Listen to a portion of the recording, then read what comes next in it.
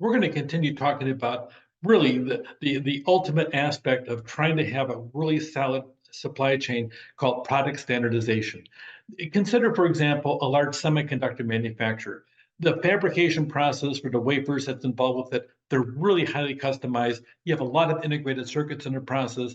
People are showing up. They have the full-blown white garb with the mask on and everything else. Everything is a sanitary workplace. People are very cautious. They're dealing with teeny tiny components. So the processing equipment, a lot of times, they're very expensive and have a long lead time, and they're made to order. A lot of money, the people are highly paid, and your end product is expensive, and you make a massive amount of money, but you have to invest a massive amount of money to be able to produce that. So you really want to have as much standardization, but you want to be able to customize it also. That's why you do the customization at the end of the process as much as possible. There's a lot of variety, so you have all the different things, but you really want to reduce the investing in the wrong equipment. You want to pull demand across a variety of products.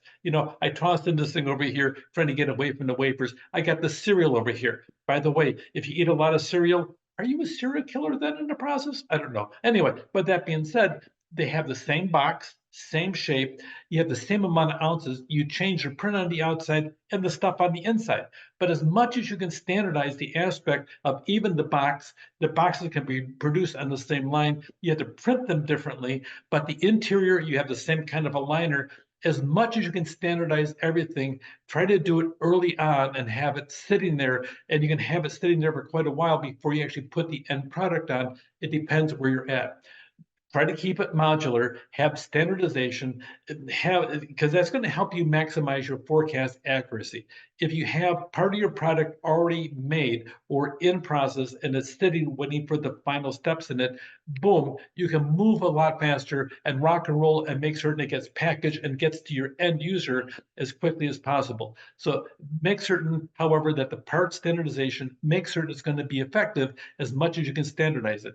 If you have the chips already sitting there waiting for customization and they're in a rack, you can sit down there, just pop them off the rack, put them on the line, and then pick up where you left off without any problems. Life is good. But if you have to have the entire thing customized, then you have a different aspect and a different kind of supply chain because it's going to be slower.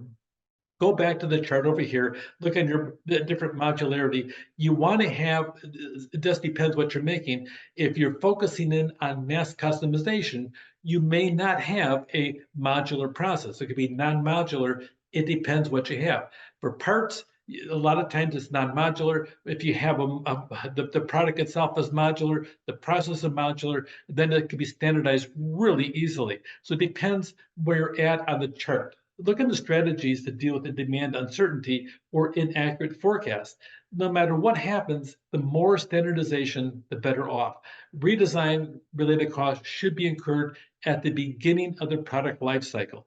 Now, product life cycle, we have not dealt with that an awful lot here in this class, but product life cycle, if it's early on in a product life cycle, in other words, at that first 14% you have in the process, or the first 4.5%, depending on what it is, if it's truly an innovative product and you're early on in the product life cycle, you're going to sit down and have a lot of development costs. And then if you're really focusing in on the aspect of this is an early introduction and the early majority of the users are adapting it, and you keep on changing the customization, you can keep on renewing your product life cycle by adding different extras, by improving it and customizing it to suit the individual user and making them happy and returning to you time and time again.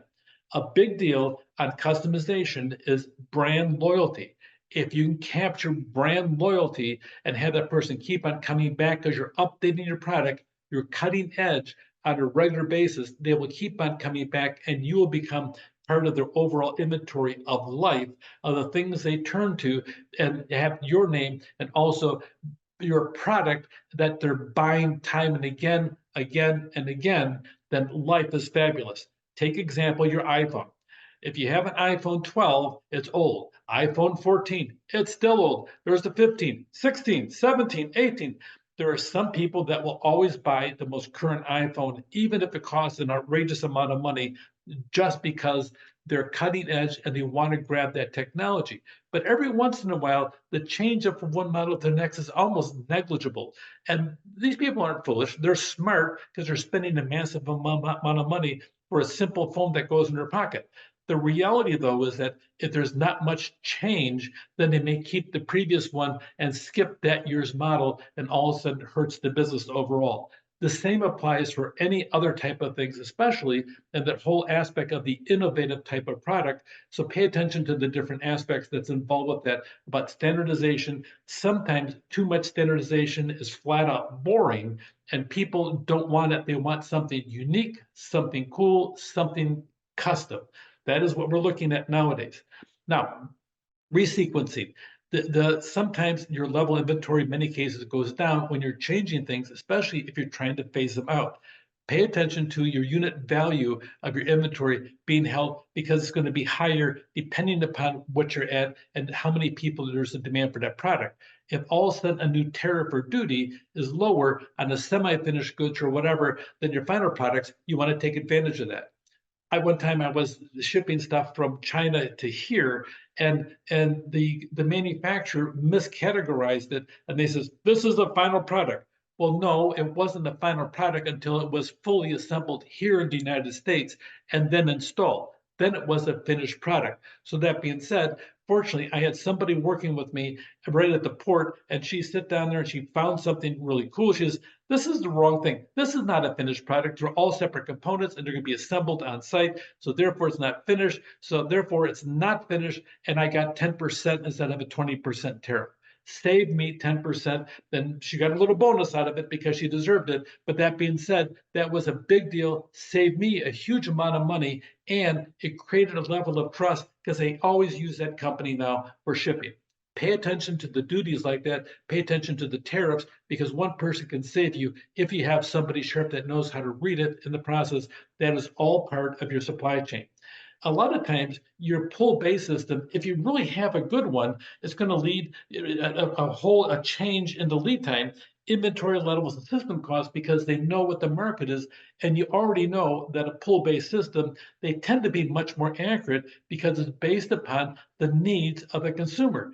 But it's not always practical to really have them there, because, as you know, the manufacturing is not the one that originates. This is the end user. They're pulling things through the system, and actually helps to know exactly what's out there. But sometimes you have a long supply chain and you may have a huge amount of capital involved, and you must have the aspect of a push-based system where products are going through the system. We normally associate that with a functional product rather than an innovative product, but sometimes the lead time on the innovative product is so long, it still has to push through the system to find a use for it. Lead times can be too long. It just depends in the economies of scale. If you're dealing with chips, what kind of chips are they? And are they customized chips, or are they standardized chips when you're going through the whole process? Push pull, a lot of times you can combine them both, but pay attention, because there's from the time of differentiation on a pull-based supply chain to a push-based, they're very different.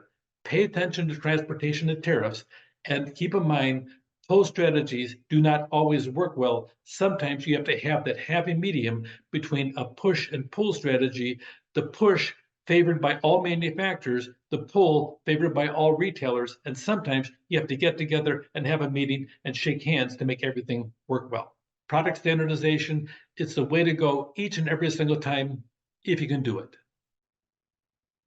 Take care.